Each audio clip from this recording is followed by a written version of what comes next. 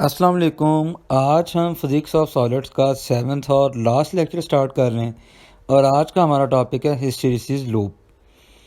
First of all आज के lecture पे एक नज़र कि आज जिन चीज़ों को हमने देखना है जी, सबसे पहली चीज़ जो हम देखेंगे हिस्टैरिसीस लूप का इंट्रोडक्शन। उसके बाद हिस्टैरिसीस की टर्म को हमने डिफ़ाइन करना है। उसके बाद जी सैचुरेशन को हमने डिफ़ाइन करना है। देन रेमनेंस और रिटेंटिविटी को हमने डिफ़ाइन करना है जी। उसके बाद कोएर्सिविटी को हमने अंडरस्टैंड करना है। लास्ट में area of the hysteresis loop, ये हमने देखना है जी कि ये एरिया जो हमारे पास आएगा इसका क्या मतलब होगा और यहाँ से क्या इन्फॉर्मेशन हमारे पास आएगी। और लास्ट में हमने हिस्टैरिसीस लूप की एप्लीकेशंस को अंडरस्टैंड करना है जी, ये कहाँ पे अप्लाई हो रहा है और क्या इसका यूज़ है।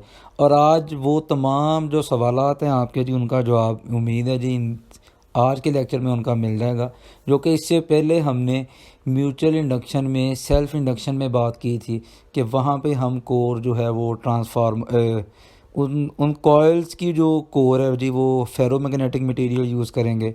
उसके बाद अगली जो हमने बात की थी ट्रांसफार्मर की जो कोर है, उसमें भी हमने यही बात की थी कि ट्रांसफार्मर जो कोर है जी वो हमें फेरोमैग्नेटिक कोर यूज़ करते हैं। उसके बाद ट्रांसफार्मर के जो जो लॉसेस हैं जी, उसमें भी हमने बात की थी हिस्टैरिसीस लॉस की, लेकिन उस वक्त हमने सिर्फ उसको डिफ़ाइन किया था। तो आज कम्प्लीटली उसको अंडरस्टैंड करेंगे जी। तो इंट्रोडक्शन में जी हिस्टैरिसीस लूप है क्या, इसका सिंपल सा इंट्रोडक्शन असल में यह है कि हिस्टैरिसीस लूप को मोस्टली यूज़ किया जाता है जी, आपने मटेरियल को चूज़ करना हो, इलेक्ट्रोमैग्नेट अगर बनाना है तो वहाँ पे मटेरियल कौन सा यूज़ किया जाए, और अगर आपने परमानेंट मैग्नेट बनाना है तो कौन सा मटेरियल यूज़ किया जाए।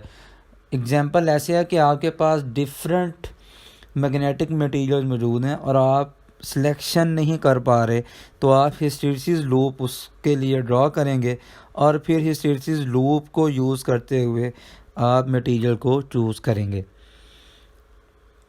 इसके लिए हम काम क्या करते हैं जी, किसी भी फेरोमैग्नेटिक मटेरियल को अगर हमने इन्वेस्टिगेट करना हो तो कि हमने इलेक्ट्रोमैग्नेट के लिए ये ठीक है या परमानेंट जो है मैग्नेट इसके लिए ठीक है, क्योंकि इससे पहले हमने बात की थी कि फेरोमैग्नेटिक मटेरियल्स दो तरह के जी, हार्ड और सॉफ्ट। तो हार्ड और सॉफ्ट असल में हम हिस्टैरिसीस लूप से ही उनकी बारे में इंफॉर्मेशन हमारे पास आती है जी। तो हम क्या करते हैं जी, उस मटेरियल को मैग्नेटाइज करते हैं और डीमैग्नेटाइज करते हैं। ऐसे होगा हमारे पास एक सोलेनॉइड होगी, उसको हम अल्टरनेटिंग करंट सोर्स के साथ कनेक्ट करेंगे। अभी हमें पता है कि जो सोलेनॉइड है ये बिहेव करती है जस्ट लाइक अ बार मैग्नेट, और सोलेनॉइड के inside magnetic field very strong होती है। ये सारी चीज़ें इससे पहले हमारे पास इंफॉर्मेशन है। तो जिस मटेरियल को हम ऑब्ज़र्व करना चाह रहे हैं उस मटेरियल को सोलेनॉइड के अंदर प्लेस किया जाएगा और उसे मैग्नेटाइज और डीमैग्नेटाइज किया जाएगा। और फिर हम क्या करेंगे जी, फ्लक्स डेंसिटी को, मैग्नेटाइजेशन जो करंट है, इन दोनों के में हम ग्राफ ड्रा करेंगे और ये ग्राफ हमारे पास CRO में आएगा। हमने दो चीज़ों में ग्राफ ड्रा करना है। मैग्नेटाइजेशन करंट वो करंट है जो कि हमने सोलेनॉइड के ऊपर अप्लाई किया है, ये हमारा इनपुट करंट होगा। इस करंट की वजह से सोलेनॉइड की मैग्नेटिक फील्ड जनरेट होगी उसके इनसाइड, और उसके इनसाइड मैग्नेटिक फील्ड हमने उसके अंदर ही वो फेरोमैग्नेटिक मटेरियल प्लेस किया है जिसको हम टेस्ट करना चाह रहे हैं, हमारा स्पेसिमेन है।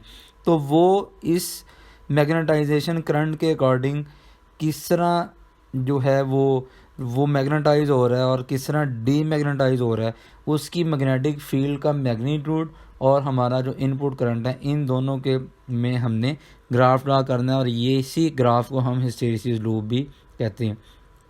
तो जैसा कि मैंने इससे पहले बात की कि हम फ्लक्स डेंसिटी को और मैग्नेटाइजेशन करंट को, इन दोनों में हम ग्राफ ड्रा करते हैं और ये ग्राफ CRO पे हमारे पास ये वाला हमारे पास लूप आता है जो आपको डायग्राम में नज़र आ रहा है। इस लूप को हम हिस्टैरिसीस लूप बोलते हैं। इसमें मैग्नेटाइजेशन भी हो रही है और डीमैग्नेटाइजेशन भी हो रही है। ये खैर इस लूप को हमने आगे फर्दर अंडरस्टैंड करना है, तो उसमें आप मज़ीद इस चीज़ को अंडरस्टैंड कर लेंगे जी। तो सबसे पहली जो हमारे पास टर्म आ रही है दैट इज़ हिस्टैरिसीस। अब जब ग्राफ ड्रा किया जाता है ना, तो ये ग्राफ में एक्स एक्सिस पे यहाँ पे हमारे पास मैग्नेटाइजिंग फोर्स है। मैग्नेटाइजिंग फोर्स असल में मैग्नेटाइजेशन करंट है हमारे पास, जो हमारा इनपुट का करंट है ये हमारे पास एक्स एक्सिस में है, और वाई एक्सिस में है उस मटेरियल की मैग्नेटिक फील्ड जिसको हम मैग्नेटाइज करना चाह रहे हैं, जिसको हम टेस्ट करना चाह रहे हैं, उसकी मैग्नेटिक फील्ड है। अब जैसे जैसे हमारा मैग्नेटाइजेशन करंट इंक्रीज़ होगा वैसे वैसे उस मटेरियल की मैग्नेटिक फील्ड भी इंक्रीज़ होगी, क्योंकि वो मटेरियल मैग्नेटाइज होना स्टार्ट हो जाएगा।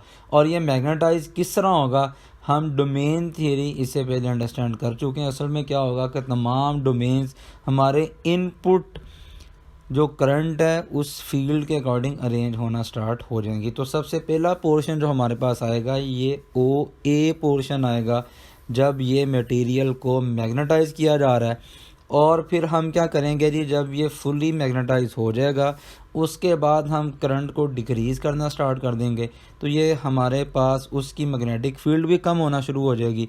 तो ए से बी तक जो हमारे पास पोर्शन है ये असल में वो हमारे पास कर्व आ रही है जब के मटेरियल डीमैग्नेटाइज हो रहा है और हमारा जो करंट है ये डिक्रीज़ हो रहा है। तो यहाँ पे आप इस चीज़ को देख सकते हैं कि एट एनी पॉइंट जो फ्लक्स डेंसिटी है वो करंट से ज़्यादा है। करंट से ज़्यादा इसलिए है क्योंकि करंट ज़्यादा मतलब जब हम इसे डीमैग्नेटाइज कर रहे थे तो आप इस चीज़ को देखें कि करंट तो ज़ीरो हो गया लेकिन मैग्नेटिक फील्ड ज़ीरो नहीं हुई, ये बी पॉइंट पे अभी पहुंची है। हालांकि होना क्या चाहिए था कि जब हमारा करंट ज़ीरो हो गया है ये मैग्नेटिक फील्ड भी ज़ीरो हो जाती, लेकिन ये मैग्नेटिक फील्ड अभी बी पॉइंट पे है। तो ये मैग्नेटिक फील्ड हर पॉइंट पे करंट से ज़्यादा ही है। करंट हमारा ऑपोजिट डायरेक्शन में इंक्रीज़ कर रहा है लेकिन मैग्नेटिक फील्ड अभी तक ज़ीरो नहीं हुई और ये सी पॉइंट पे आके ज़ीरो हो रही है। तो ये मैग्नेटिक फील्ड जो है ये करंट से ज़्यादा है, जिसका मतलब ये है जी कि करंट की वैल्यू मैग्नेटिक फील्ड से कम है और ये इसको फॉलो कर रही है। इनमें फेज डिफरेंस है। खैर इससे हम प्रीवियस कॉन्सेप्ट्स की अगर बात करें इसी को हम कहते हैं जी हिस्टेरिसिस। इसका क्या मतलब है जी, magnetism lags behind the magnetising current, तो इसी को हम हिस्टेरिसिस बोलते हैं। हिस्टेरिसिस हम इसलिए इसको बोल रहे हैं क्योंकि जो हमारा मैग्नेटिक फील्ड है जो कि आउटपुट की जो मैग्नेटिक फील्ड है ये करंट को फॉलो करने की कोशिश कर रही है, ये हर पॉइंट पे करंट से कम ही है। क्योंकि करंट पहले ज़ीरो हो रहा है ये बाद में ज़ीरो हो रही है, फिर करंट ऑपोजिट डायरेक्शन में इंक्रीज़ कर रहा है और ये भी ऑपोजिट डायरेक्शन में इंक्रीज़ कर रही है, फिर करंट वापस हमारा ज़ीरो पे आ गया है लेकिन मैग्नेटिक फील्ड अभी ई पॉइंट पे पहुंची है। तो यहाँ से इस फिनोमेना को कि जो हमारा मैग्नेटिज्म है ये करंट को फॉलो कर रहा है, इससे पीछे पीछे चल रहा है, इसी को हम कहते हैं जी हिस्टेरिसिस। अच्छा जी, एक पॉइंट फिर यहाँ पे हमारे पास आ रहा है सैचुरेशन का। अच्छा, हिस्टेरिसिस को बारे में मैं फिर एक बात आपको जो है ना वो बता दूँ सैचुरेशन को अंडरस्टैंड करने से पहले। अब असल में डोमेन थियरी को आपने अंडरस्टैंड करना है, उसको माइंड में रखना है कि जैसे जैसे हमारा करंट इंक्रीज़ हो रहा है वैसे वैसे डोमेन्स अलाइन हो रही हैं। अब जब डोमेन्स अलाइन हो गई, अब फिर जब आप ज़ीरो करना चाह रहे हैं अपने करंट को तो इसका मतलब है आप डोमेन्स को भी डी अलाइन करना चाह रहे हैं। अब ये ऐसे होगा नहीं क्योंकि ये इनर्शियल प्रॉपर्टी है कि एक दफ़ा आपने अगर अरेंज कर लिया तो उनका डी अलाइन होना ये कुछ टाइम लगेगा उसको। ये हिस्टेरिसिस का जो असल में जो आता है प्रॉब्लम ये इसी वजह से आता है। अच्छा जी, सैचुरेशन अब क्या चीज़ है कि जब फ्लक्स डेंसिटी इंक्रीज़ होना स्टार्ट हो गई, डोमेन्स अलाइन होना स्टार्ट हो गई, फिर एक ऐसा पॉइंट आएगा जब सारी की सारी डोमेन्स अलाइन हो जाएंगी और हमारे पास जो मटेरियल है ये फुली मैग्नेटाइज हो जाएगा। इसी को हम कहते हैं कि ये मटेरियल जो है ये सैचुरेट हो गया है। सैचुरेट होने का ये मतलब है कि जितनी भी डोमेन्स उसके अंदर मौजूद थी वो सारी हमारी अप्लाइड फील्ड के अकॉर्डिंग अरेंज हो चुकी हैं। और ये जो सैचुरेशन है ये दो पॉइंट के साथ यहाँ पे डिनोट की गई है जी, ए पॉइंट और डी पॉइंट, ये दोनों पॉइंट सैचुरेशन को बता रहे हैं। अब देखें 2 पॉइंट्स क्यों आ रहे हैं, जैसा कि मैंने बात की। अब आप एसी साइकिल को ज़रा माइंड में रखें। अब एसी साइकिल क्या है जी, ज़ीरो से मैक्सिमम पे जाता है, फिर मैक्सिमम से करंट ज़ीरो पे आता है, जिसका मतलब होगा कि मैग्नेटिक फील्ड सोलेनॉइड की ज़ीरो से मैक्सिमम पे जाएगी और फिर मैक्सिमम से ज़ीरो पे आएगी। इसका ये मतलब समझ लें कि राइट साइड पे उसका बन गया नॉर्थ और लेफ़्ट साइड पे उसका बन गया साउथ पोल, और ये मैक्सिमम हो गया। फिर जब एसी की वैल्यू मैक्सिमम से ज़ीरो पे आएगी, पीक से ज़ीरो पे उसने आना है, वैसे वैसे मैग्नेटिक फील्ड सोलेनॉइड की भी डिक्रीज़ होना स्टार्ट हो जाएगी, और इसी के अकॉर्डिंग हमारा जो स्पेसिमन है उसकी मैग्नेटिक फील्ड भी कम होना स्टार्ट हो जाएगी। फिर क्या होगा, हमें पता है कि एसी साइकिल है तो हाफ साइकिल के बाद इसने अपनी डायरेक्शन रिवर्स कर लेनी है। जब ये अपनी डायरेक्शन रिवर्स कर लेगा तो फिर सोलेनॉइड की मैग्नेटिक फील्ड भी अपनी डायरेक्शन रिवर्स कर लेगी। तो जब सोलेनॉइड की फील्ड भी अपनी डायरेक्शन रिवर्स कर लेगी, अब इसका ये मतलब होगा कि नॉर्थ और साउथ पोल अब ये स्विच हो चुके हैं। अब राइट साइड पे साउथ पोल आएगा, लेफ़्ट साइड पे नॉर्थ पोल आएगा। इसी के अकॉर्डिंग अंदर जो स्पेसिमन प्लेस किया था उसकी भी मैग्नेटिक फील्ड रिवर्स हो जाएगी, और फिर ये मैक्सिमम पे जाएगी और ये हमारे पास डी पॉइंट आ जाएगा। ये डी पॉइंट दूसरा सैचुरेशन वाला पॉइंट होगा कि जब पोल्स हमारे स्विच हो चुके हैं और फिर इसने ज़ीरो पे आना, तो इसलिए सैचुरेशन के हमारे पास 2 पॉइंट है। अच्छा, यहाँ पे एक और बात को भी आपने अंडरस्टैंड करना है कि कर्व एक दफ़ा ओरिजिन से स्टार्ट होगी, ओरिजिन से स्टार्ट हुई, ये डॉटेड लाइन जो आपको नज़र आ रही है ये ए पॉइंट पे सैचुरेशन पे आ गई। अब जब आपने करंट कम करना शुरू किया तो ये ओरिजिन पे नहीं आएगी, ये बी पॉइंट पे आएगी, और उसके बाद बी से ये सी पे और सी से डी पे, फिर ई, फिर एफ और ये ए, हमारा लूप कंप्लीट हो जाएगा। ये एक दफ़ा ओरिजिन से स्टार्ट होगी, लेकिन ये कभी भी कर्व ओरिजिन में से पास नहीं करेगी। खैर बाकी पॉइंट कौन से हैं ये 1 बाय 1 हमारे पास आ रहे हैं जी, इनको भी अंडरस्टैंड करते हैं। नेक्स्ट हमारे पास जो टर्म है दैट इज़ रेमिनेंस और रिटेंटिविटी। अब ये असल में क्या चीज़ है कि जब आपने करंट कम करना शुरू किया, जैसा कि हमने इससे पहले बात की कि ये ए पॉइंट पे आके सैचुरेट हो गया, जिसका मतलब है करंट अपने मैक्सिमम वैल्यू पे जब पहुंच गया तो मटेरियल भी हमारा फुली मैग्नेटाइज हो गया, डोमेन्स 100% अलाइन हो गई। अब उसके बाद हमने क्या काम किया, हमने करंट को डिक्रीज़ करना स्टार्ट किया। जब करंट को कम करना शुरू किया तो फिर मैग्नेटिक फील्ड भी कम होना शुरू होगी। अब क्या हुआ कि करंट हमारा ज़ीरो हो गया, लेकिन मैग्नेटिक फील्ड जो है वो फ्लक्स डेंसिटी वो भी बी पे पहुंची, वो भी ज़ीरो नहीं हुई, जिसका मतलब है कि अभी कुछ डोमेन्स उसी ऑर्डर में अलाइन है जिसमें हमने अलाइन किया था। तो इसको हम कहते हैं ये है रेमिनेंस। और ये 2 पॉइंट हमारे पास अगेन आएंगे, क्योंकि हाफ साइकिल के बाद जब पोल स्विच होंगे और ये नॉर्थ और साउथ जब स्विच होंगे तो हमारे पास अगला पॉइंट डी पॉइंट हमारे पास सैचुरेशन का आएगा, और वहाँ से जब करंट को कम किया जाएगा तो फिर हमारे पास ई पॉइंट ऐसा आएगा जहाँ पे आगे अभी जो डोमेन थी वो अभी डी अलाइन नहीं हुई सारी, कुछ अभी उसी ऑर्डर में पड़ी हैं। तो ये दोनों पॉइंट्स बी और ई ये रेमिनेंस के पॉइंट है। इस सिचुएशन को हम रेमिनेंस भी कहते हैं और रिटेंटिविटी भी कहते हैं जी।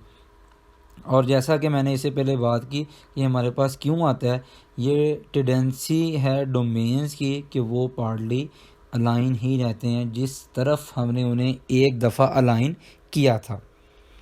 अच्छा जी, उसके बाद अब आपने मटेरियल को मैग्नेटाइज कर लिया, फुली ए पॉइंट पे आ गए और ये हमारे पास सैचुरेशन का पॉइंट आएगा। फिर करंट ज़ीरो हुआ और हम बी पॉइंट पे पहुंच गए और ये अभी रेमिनेंस का पॉइंट है। इसका मतलब कि डोमेन्स अभी फुली ज़ीरो पे नहीं आई। अब कोर्सिविटी या कोर्सिव करंट, ये 2 टर्म्स यहाँ पे आएंगे। ये अब क्या होगा, अब आप डोमेन्स को फुली डी अलाइन करना चाह रहे हैं, जिसका ये मतलब है कि आप अपने मटेरियल को इनिशियल कंडीशन का ये मतलब है कि फुली डी मैग्नेटाइज करना चाह रहे हैं। तो अब हमारा करंट तो ज़ीरो हो गया लेकिन मटेरियल फुली डी मैग्नेटाइज नहीं हुआ, तो उसके लिए हमें क्या करना पड़ेगा, हमें उसके लिए करंट को ऑपोजिट डायरेक्शन में अप्लाई करना पड़ेगा, करंट की डायरेक्शन रिवर्स करनी पड़ेगी। उस फ्लक्स डेंसिटी को ज़ीरो करने के लिए। तो ये इसको हमने इंक्रीज़ किया और सी पॉइंट पे पहुंच गए। सी पॉइंट तक हमने करंट को ऑपोजिट डायरेक्शन में इंक्रीज़ किया और सी पॉइंट पे आके मैग्नेटिक फील्ड फुली ज़ीरो हो गई। तो इस सी पॉइंट को हम कहते हैं जी ये हमारे पास कोअर्सिविटी है इस फिनोमिना को, और इस पॉइंट पे ये जो नेगेटिव करंट है, ऑपोजिट डायरेक्शन वाला करंट है, जिसने मैग्नेटिक फील्ड को ज़ीरो किया है, इसको हम कहते हैं ये हमारे पास है जी कोअर्सिव करंट। और इसको दो पॉइंट है हमारे पास, सी पॉइंट और एफ पॉइंट। ये इसलिए दो पॉइंट हैं क्योंकि सी पॉइंट पे जब हम पहुंच जाएंगे ये फुली डीमैग्नेटाइज हो गया, और उसके बाद इसी डायरेक्शन में करंट इंक्रीज़ करना स्टार्ट हो गया, पोल स्विच हो गए। पोल स्विच होने के बाद अब मटेरियल ऑपोजिटली जो है वो मैग्नेटाइज होना स्टार्ट हो गया, और फिर डी पॉइंट पे पहुंच गया ये दूसरी सैचुरेशन पे। यहाँ पे हमने फिर इसको डिक्रीज़ करना स्टार्ट किया, ई पॉइंट पे आ गए। ई पॉइंट फिर रेमोनेंस का पॉइंट है, और इसको फिर जब ज़ीरो करना होगा तो हमें फिर करंट की डायरेक्शन फिर रिवर्स करनी पड़ेगी, और ये एफ पॉइंट पे आके ज़ीरो होगा। तो यहाँ पे फिर मैं एक दफ़ा रिपीट कर रहा हूँ कि हमारा जो मैग्नेटिज़म है, जो मैग्नेटिक फील्ड है, ये हर पॉइंट पे करंट को फॉलो कर रही है, ये इसके पीछे पीछे चल रही है। करंट आगे आगे है जी, करंट लीड कर रहा है, और मैग्नेटिक फील्ड या फ्लक्स डेंसिटी की बात करें या मैग्नेटिज़म की बात करें, ये लैग्स बिहाइंड है जी, उसके लैग कर रहा है करंट से। अच्छा जी, एरिया ऑफ द लूप। अब एरिया ऑफ द लूप असल में हमारे पास क्या चीज़ आएगी? ये एरिया ऑफ द लूप असल में इस चीज़ की मेजरमेंट है कि मटेरियल को मैग्नेटाइज करने में और डीमैग्नेटाइज करने में कितनी एनर्जी हमारी लग रही है। तो ये हमारे पास एरिया ऑफ द लूप असल में एनर्जी की हमारे पास है मेजरमेंट। तो मटेरियल जितना अच्छा फेरोमैग्नेटिक होगा, मतलब ये कि जितना मटेरियल सॉफ्ट होगा, सॉफ्ट मैग्नेटिक मटेरियल को मैग्नेटाइज और डीमैग्नेटाइज करना आसान काम है, उसके लिए एरिया कम आएगा। और जो हार्ड मैग्नेटिक मटेरियल होगा, इसको सॉफ्ट और इसको जो हार्ड मैग्नेटिक मटेरियल होगा, इसको मैग्नेटाइज करना और डीमैग्नेटाइज करना ये उतना मुश्किल काम होगा। और ये एनर्जी हमारी कहाँ यूज़ होती है?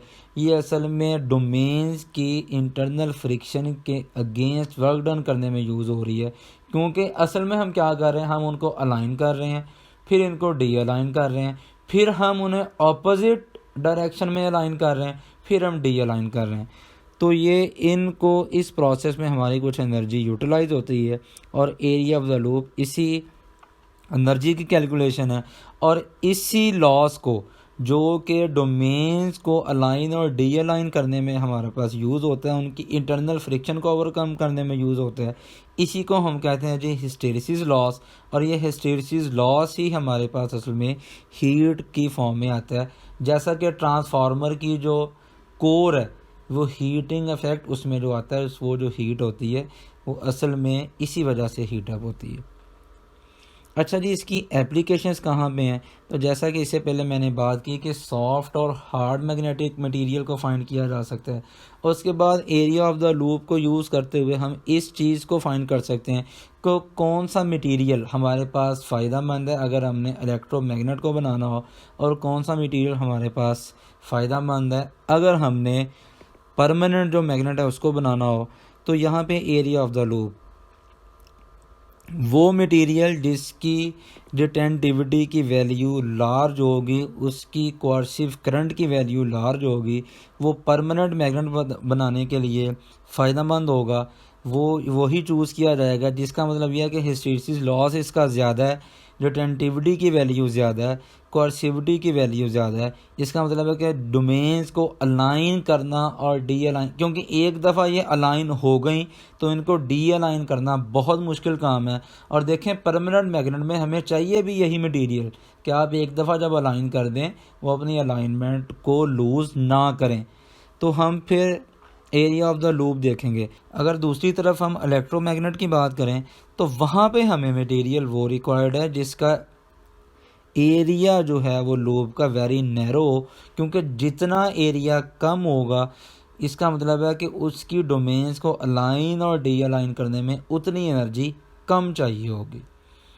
तो यहाँ पे मेरा ख्याल है कि जो चीज़ें हमारी मिसिंग थी, जो कॉन्सेप्ट्स इससे पहले मैं आपको नहीं बता पा रहा था, वो असल में इसी टॉपिक्स के लिए हमने उनको जो है वो रखे थे। तो उम्मीद है जी कि आपने इस चैप्टर को, इस ब्रांच को, जैसा कि हमने 3 पार्ट्स में डिवाइड किया, मैकेनिकल प्रॉपर्टीज़ सॉलिड्स की, उसके बाद इलेक्ट्रिकल प्रॉपर्टीज़ और लास्ट में मैग्नेटिक प्रॉपर्टीज़, ये आपने अंडरस्टैंड कर लिए होंगे जी। ये तीनों तरह की प्रॉपर्टीज़, इनकी एप्लीकेशंस।